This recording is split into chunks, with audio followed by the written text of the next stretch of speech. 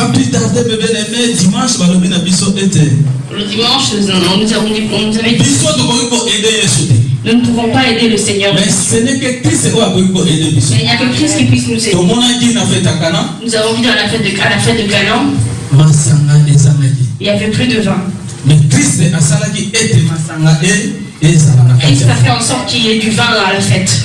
Amen. Amen. Nous avons pris ce que nous avions pris. J'ai pris ce qui était précieux. J'ai pris ce qui était précieux à nos yeux. Est-ce que quand vous étiez arrivé chez vous à la maison, est-ce que vous avez vérifié ces choses? Est-ce que cette chose est-ce que quand nous écoutons la parole et par après nous jetons la Bible? Jésus a besoin de nous, Dieu a besoin de nous voir toujours d'une façon active. Que ce soit à la maison, que ce soit au travail, que ce soit en voyage, même dans l'avion. Mais il veut voir que nous sommes actifs. Ce n'est pas qu'un moment où tu viens à l'église et que tu arrives chez toi à la maison et tu oublies tout.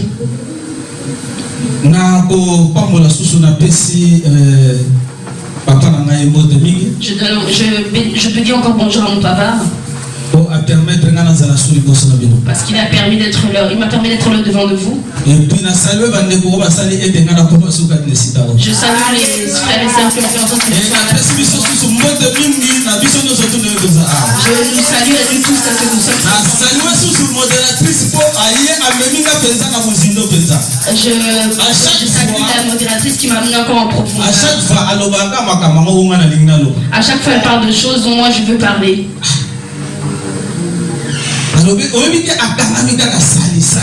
Elle s'est vraiment focalisée sur le salut, Alors je me pose la question, est-ce qu'elle est à mes côtés quand moi je prépare?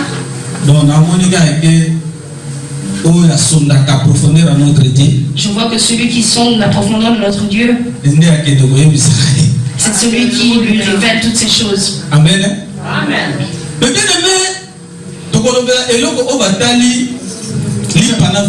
Nous allons parler du pain et du vin.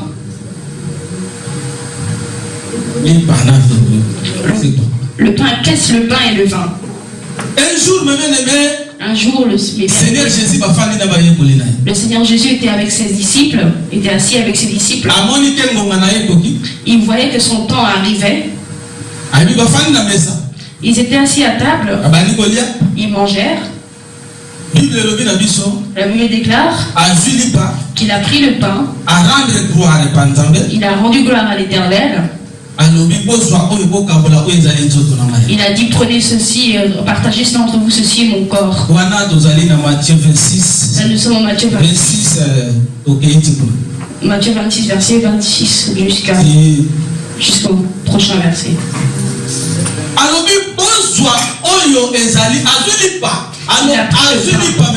Il a pris le pain. Il n'a pas pris autre chose, mais le pain uniquement. Il leur a donné. Il leur a dit, mangez ceci qui est mon corps. Après, il a pris la coupe. Il a rendu grâce à l'Éternel. Il leur a donné. Il leur a dit, buvez ceci, ceci est mon sang. Donc lorsque vous ferez cela, vous ferez ceci en mémoire de moi. Vous vous souviendrez à chaque fois de moi. Amen. Amen. Mais bien aimé, il faut faire très attention à la manière. Il faut faire très attention à la manière dont tu écoutes la parole. Un autre jour, nous allons prêcher. Il y a beaucoup de dieux dans ce monde. Quelqu'un d'autre peut prophétiser à partir de par son Dieu. Mais à prophétiser, il a prophétisé au nom de Dieu, mais pas au nom de Jésus-Christ. Nous avons vu cet exemple de la jeune femme qui prophétisait. La femme disait, écoutez ces hommes car ils sont des serviteurs de Dieu. Mais il n'avait pas dit des serviteurs de Jésus-Christ. Celui qui n'a pas Jésus-Christ n'a pas de salut. Alléluia.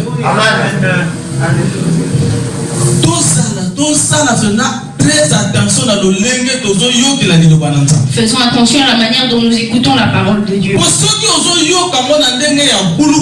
Si tu l'écoutes d'une manière distraite, tu es fichu. Cette parole est une parole à double tranchant.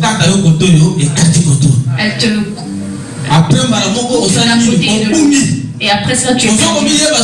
Tu ne sais plus qui tu es, où tu es.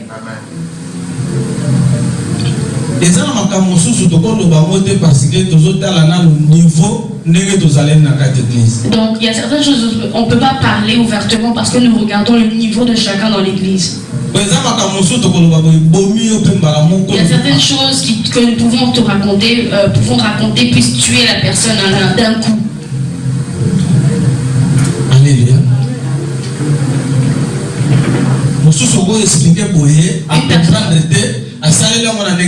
On peut expliquer telle chose à une personne, elle ne comprend pas et elle utilise à mauvais escient. Simon Pierre, vous savez Simon Pierre? Papa avait parlé de ceci le dimanche passé. Il avait eu faim. Il attendait que la belle-mère prépare la soupe.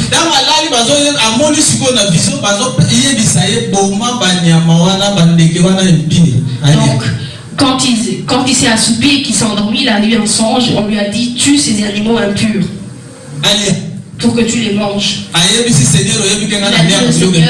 Il dit au Seigneur, mais moi je ne mange pas de choses impures. Et ça s'est passé, ce songe est arrivé 3 fois. Et après, cette n'a pas disparu. Là où il voyait la vision. Or, ce n'était pas or, ce n'était pas des bêtes impures. C'était Corneille. C'est parce que Corneille aussi s'inquiétait de l'autre côté. Il faut être très attention. C'est pour ça qu'il faut faire très attention à la manière dont tu écoutes la parole de Dieu. Parce que tu peux te tuer toi-même. Ah, mais ils ont dit ainsi. Jésus a parlé ainsi de l'autre côté. Le Seigneur Jésus a parlé ainsi, oui, bien sûr. Mais maintenant, dans quel contexte avait-il dit cela? En quel temps avait-il parlé? Seigneur Jésus, à chaque fois que Jésus parle, il faut le toucher, le tenir. Si tu le tiens et qu'il bouge sa main, il partira. Alors, tout mouvement que Christ faisait avait une signification. Amen. Amen. Oui, total na Proverbe. Nous lisons Proverbe. Proverbe 11, 26 à 28.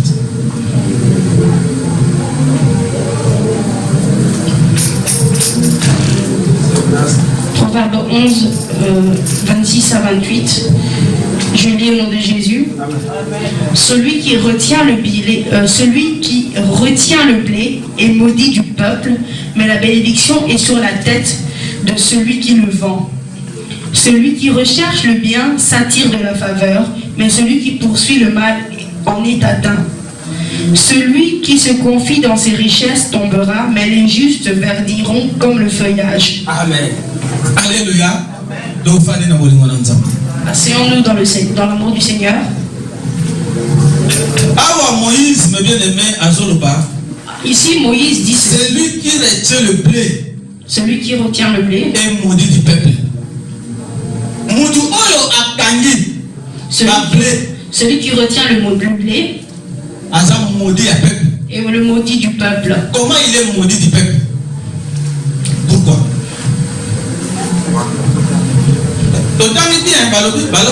Non?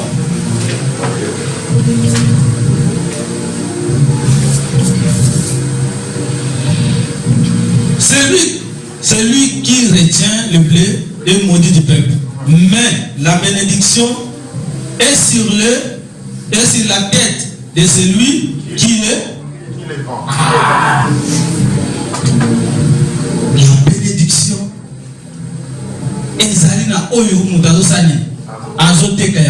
donc la bénédiction est sur la tête de celui qui vend le blé. Ici c'est Moïse qui parle. Ici c'est Moïse qui parle. Moïse dit que toute personne qui retient son blé est maudit du peuple. Que voulait-il dire par là Moïse? Que voulait dire Moïse?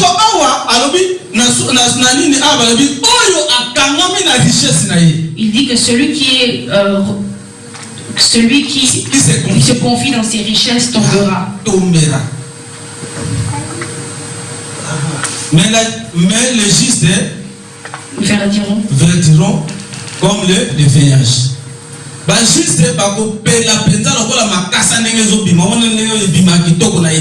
Les justes verdiront comme le feuillage en été.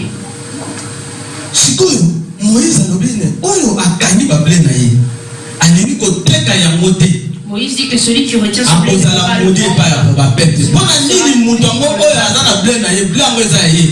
ce blé lui appartient. Et comme il a refusé de le faire, il sera maudit par le peuple.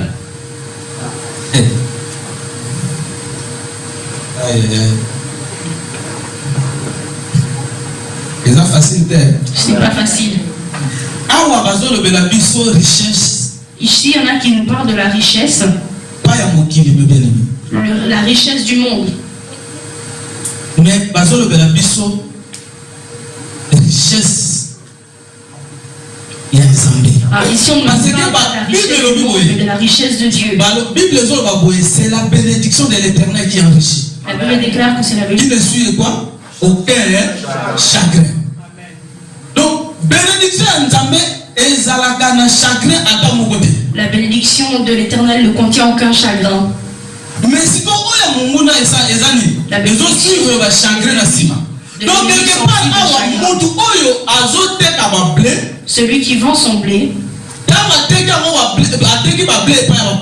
lorsqu'il vend son blé au peuple, le peuple recevra quoi? Le peuple recevra le pain à travers le blé. Si la personne reçoit le pain, il mange. Si la personne mange, elle sera forte, elle deviendra forte. Alléluia. Amen. Comprenons-nous ça. Nous allons lentement pour comprendre. Moïse dit que celui qui refuse de vendre son blé au peuple sera maudit.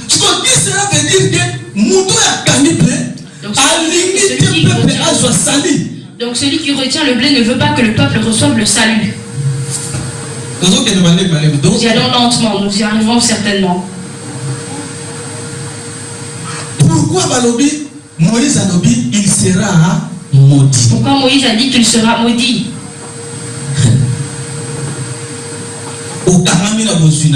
Tu es richesse.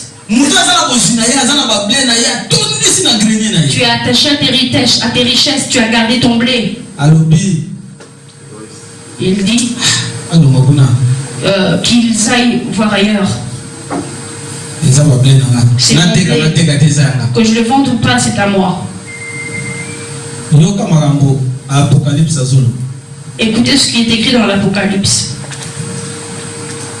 Apocalypse 3, 17 à 18. Apocalypse 3, 17 à 18. Je lis au nom de Jésus. Amen. Parce que tu dis, je suis riche, je me suis enrichi et je n'ai besoin de rien. Parce que tu ne sais pas que tu es malheureux, misérable, pauvre, aveugle et nu. Je te conseille d'acheter de moi de l'or éprouvé par le feu, afin que tu deviennes riche et des vêtements blancs, afin que tu sois vêtu, que la honte de ta nudité ne paraisse pas, et un collier pour oindre tes yeux, afin que tu voies. Moi, je reprends et je châtie. Ça va. La 18. Ah, okay. Amen. Amen. L'Éternel dit, je te conseille d'acheter de moi de l'or éprouvé par le feu. afin que tu deviennes riche. Donc, tout le monde dit que riche oyo, azana est riche. Pourquoi riche oyo, amimoni, que yé penza azana bosi. Le riche n'est pas riche parce que lui, en fait, il se voit des richesses. Il refuse de vendre son blé. Il dit, qu'est-ce que je vais encore chercher auprès de toi, Seigneur? Si nous regardons par le passé, moi je me suis enrichi. Il dit, moi je me suis enrichi. Je n'ai besoin de quoi? De quoi chercher? Qu'est-ce que je chercherai auprès de toi, Seigneur?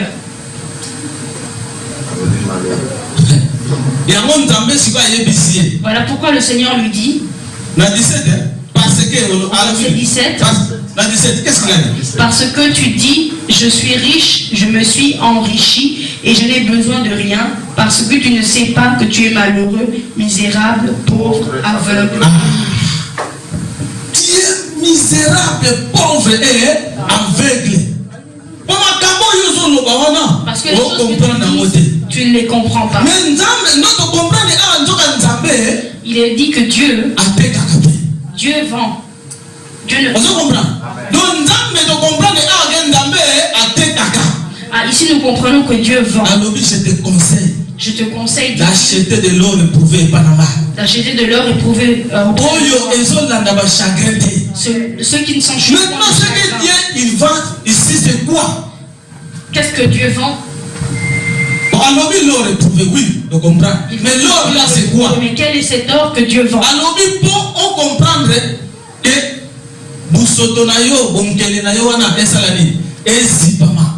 comprendre que pour que ta nudité soit couverte, parce que tu ne comprends pas, il faut que tu es insensé. Il faut que tu comprennes que tu es insensé. Parce que tu crois que ta richesse fait toi.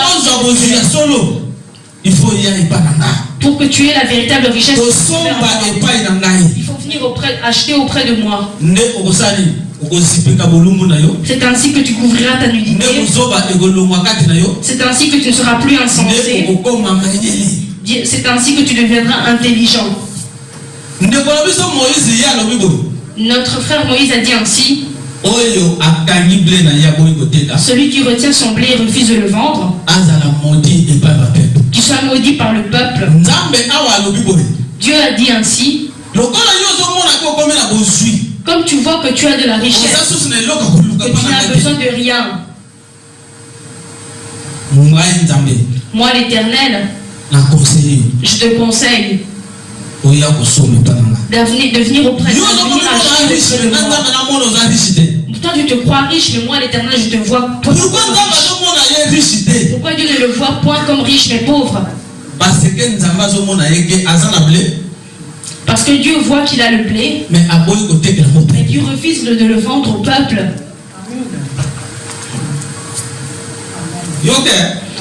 Écoutez. Oh Jésus, Jésus, tu es bon. Matthieu 17. Matthieu 19, pardon. Matthieu 19. Donc comprendre ce que volonté de comprenons ce qu'est la volonté de Dieu à travers ces portions d'écriture. 19, 21 à 22. Matthieu 19, 21 à 22.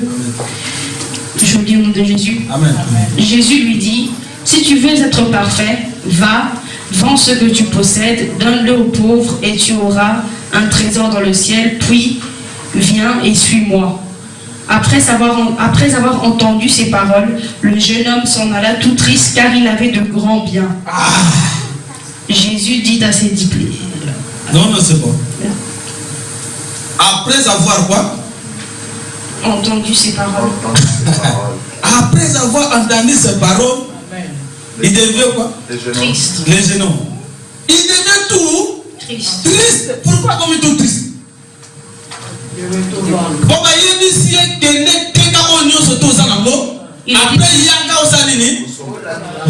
Il était tout triste parce qu'on lui avait dit: va et vends tous tes biens et suis-moi.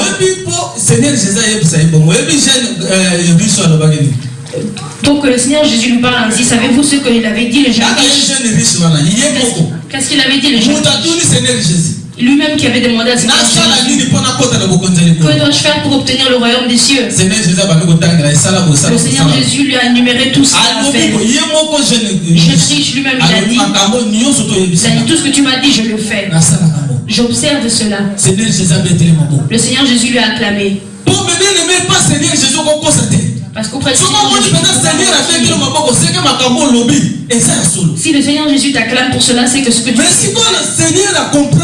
Le Seigneur comprend que malgré tout ce qu'il fait, il y a une seule chose qui lui manque, qui te manquait. Et lui, le jeune homme, il a demandé quoi? Le Seigneur lui a dit, vends tous tes biens, vends-les aux pauvres. Et puis après cela, suis-moi. Lorsque le jeune homme a entendu cela, il a dit que tu es vraiment mauvais. Moi qui ai souffert pour avoir tous ces biens, tu me dis de les vendre aux pauvres. Et il est étonné. Les gens, alors le jeune homme a commencé à dire que les Juifs avaient des gens qui avaient tous les biens que j'ai, que je les vende. Et après je serai certainement pauvre. Il a dit, toi, vraiment, laisse, vas-y, moi je ne te suivrai pas. Par là, nous pouvons. Est-ce que notre Seigneur, il parlait est-ce qu'il parlait de ses richesses ou il disait de vendre autre chose? Parce que Moïse a dit plus de vendre ce qu'il il sera rendu. Il fallait maintenant l'homme riche. Il fallait que l'homme riche. Il fallait il fallait parce que Seigneur Jésus comprendre il a dit la chose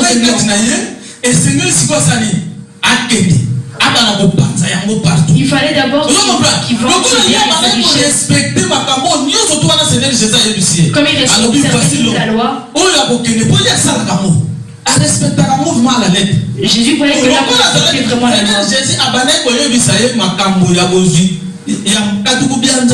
Donc Jésus ne lui parlait pas des richesses matérielles. Il ne lui parlait pas du matériel. Il lui parlait de la chose qu'il avait en lui. Il fallait qu'il lui donne le pain qu'il avait. Il fallait qu'il le donne au peuple. Les gens mangent.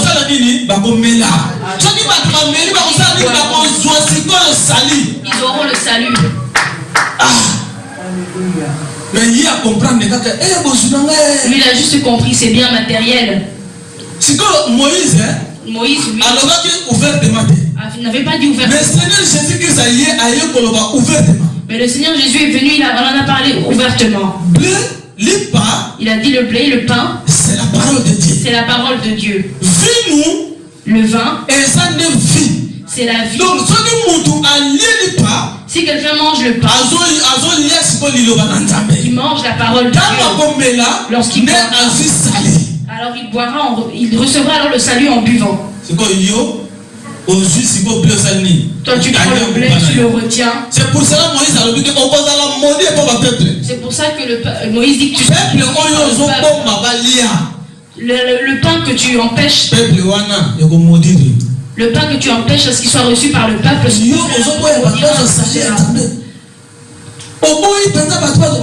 tu refuses que les autres reçoivent le salut de Dieu. Il est rentré tout triste, le jeune homme. Il a bloqué le salut des enfants de Dieu. Est-ce qu'une personne pareille sera sauvée? Parce que tu as refusé que les autres reçoivent le salut auprès de Dieu. Tel que tu es là, tu as quelque chose de très précieux de Dieu en toi. Ne le retiens pas. Vends ce que tu as. Si tu vois toujours que tu es le meilleur en tout, mais quand Dieu te voit, il te voit misérable. Il te voit pauvre. Tu es nu. C'est pour cela que C'est pour ça que Dieu te dira ainsi. Écoutez ma fille, mon fils. Écoutez mon fils, ma fille. Je te conseille. Je te conseille d'acheter l'or éprouvé par les faits. Et pas à Nzambe. Bon, il y a mon conseil. Il y a mon auprès de Dieu. Amen. Parce que cela t'apportera le salut.